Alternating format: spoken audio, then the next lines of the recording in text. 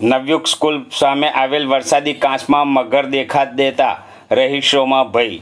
જંબુસર શહેરમાં આવેલ મહાદેવનગર પાસેના વરસાદી કાંચમાં પાણી ભરાયેલ હોય, જ્યાં મહાદેવનગરના રહીશોએ વરસાદી કાંચમાં મગર દેતા રહીશોમાં ભય ફેલાયો છે.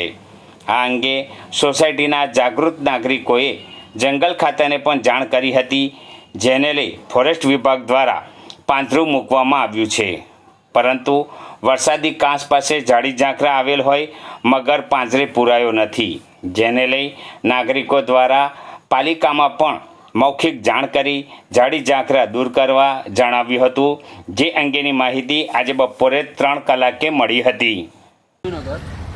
મહાદેવનગરની બાજુમાં એક પાણીનો કોસ છે.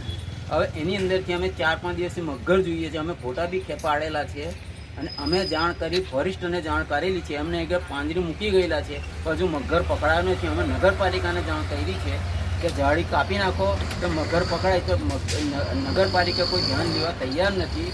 કારણ કે અમે 2-3 વખત રિક્વેસ્ટ કરી કિરણભાઈ અને બધાએ, પણ હજુ કોઈ રિક્વેસ્ટ એ સાંભળતો નથી. તો કાલે ઉઠીને છોકરા અમારા રમે છે ને કંઈ ખેંચી જશે કે કંઈ થઈ જશે, તેની જવાબદારી નગરપાલિકા લેશે કે પછી ફોરેસ્ટર ખાતા લેવાના છે.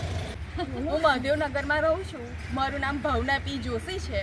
કાંસ નજીક અમારું ઘર છે. અમારી સોસાયટીમાં રહેતા છોકરાઓ છે. અમારી લાઈનમાં પણ જે મગર 4 દિવસથી દેખાયો છે. નગરપાલિકાને રજૂઆત કરવા છતાં પણ એને સફાઈ કામ કર્યું નથી, જેથી મગર છે કે નહીં તે પણ હજુ ખબર છે નહીં.